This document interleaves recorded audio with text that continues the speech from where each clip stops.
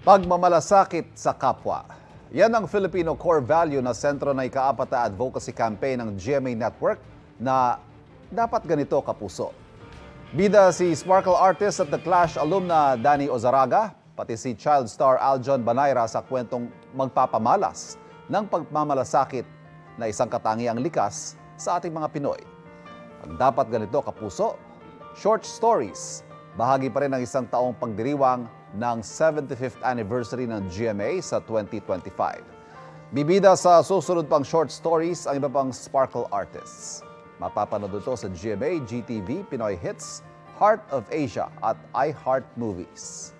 Ngayon din sa official digital platforms ng Kapuso Network. Yung pagmamalasakit sa kapwa.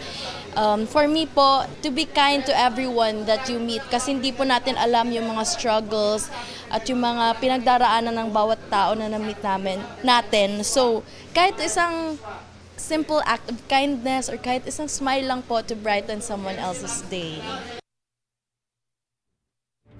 Kapuso, para laging una ka sa mga balita, bisitahin at mag-subscribe sa GMA Integrated News sa YouTube. Sa mga Kapuso abroad, samahan nyo kami sa GMA Pinoy TV at sa www.gmanews.tv.